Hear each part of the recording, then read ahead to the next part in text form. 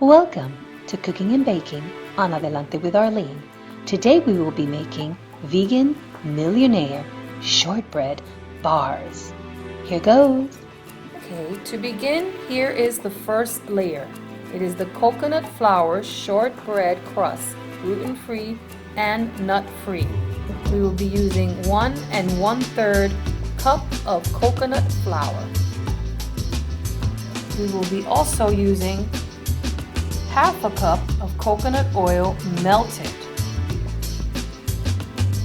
And also, third ingredient would be half a cup of maple syrup or sugar-free monk fruit syrup if keto. Here are the first 3 ingredients for the first layer of the no-bake vegan Millionaire Shortbread. Now, to put it all together, the first layer, I'll turn it over to Michael. There's the coconut flour, half a cup of coconut oil,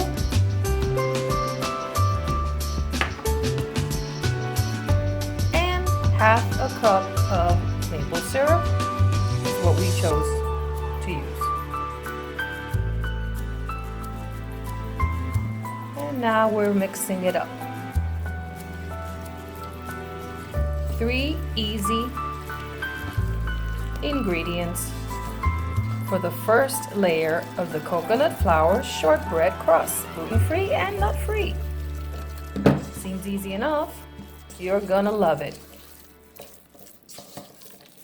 Now, because of the heaviness of the coconut flour, the liquid will absorb quickly. As you can see, it's becoming doughy. Continue shaping it into a ball. It's feeling like a cookie dough. And that's what you're looking for. You don't want a wet mixture. But the heaviness of the coconut flour definitely works. So this no-bake vegan Millionaire Shortbread has 3 layers. We are on the first layer.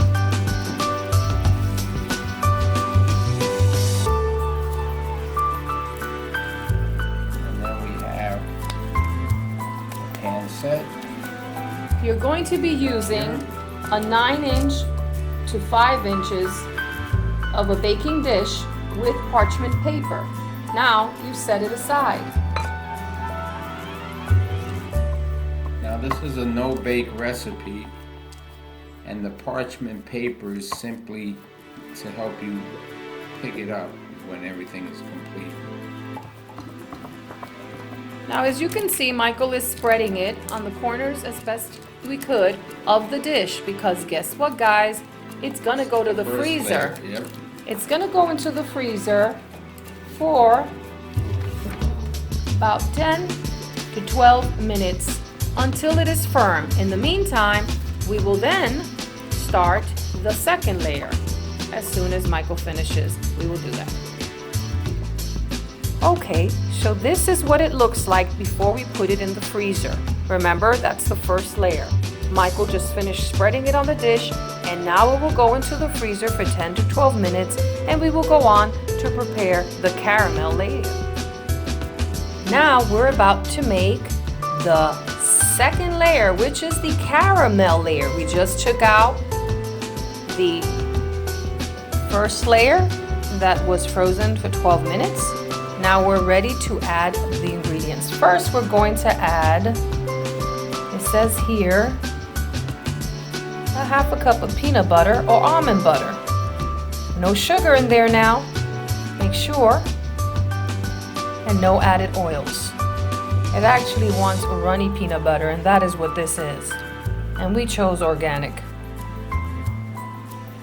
In no particular order.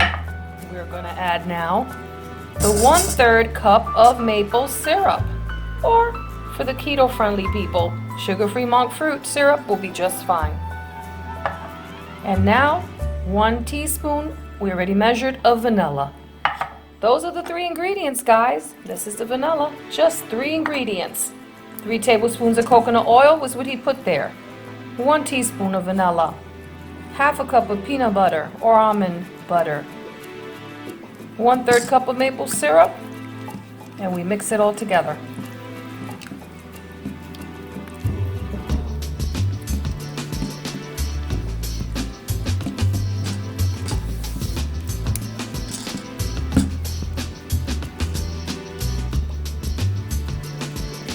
Everything may look watery, but remember, this is being put as a second layer, which will be the middle layer, the second layer, and it will go back into the freezer for 10 to 12 minutes so that we can prepare our chocolate.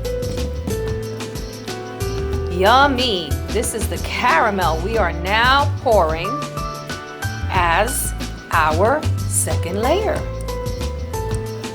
Doesn't that look good? Caramel without all the added sugar of the other caramels, made by just 3-4 fabulous ingredients.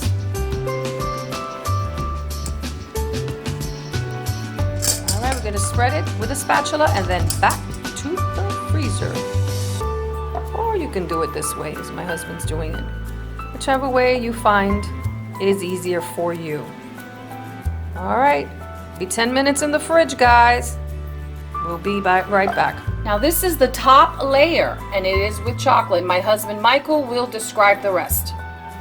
Got 4 ounces of chocolate with 1 tablespoon of coconut oil.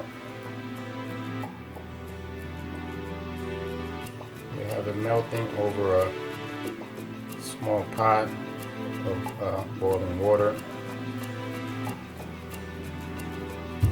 Some people do it in the microwave, but sometimes the chocolate can seize when it gets overdone. So at least over here we have more control over it.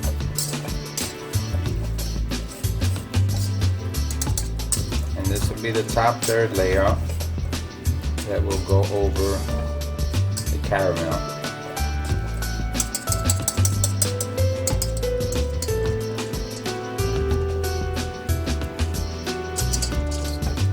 Only 10 to 12 minutes. I think we did 12 minutes. It's already hard, the peanut butter. Now, Michael is going to take over. And here goes the chocolate. Chocolate, smooth, velvety. Here we go.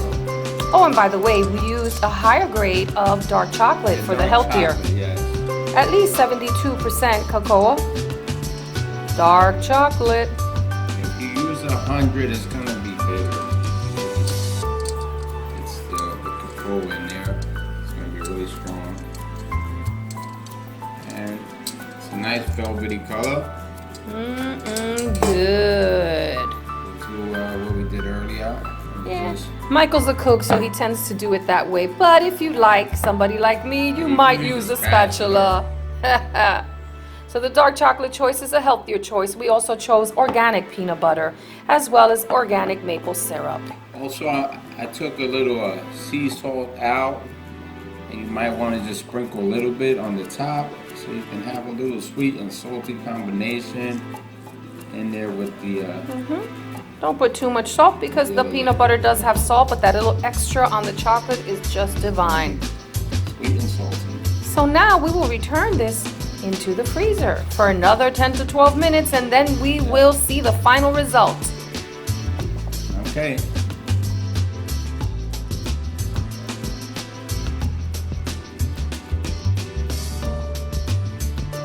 Voila! And here is the final product.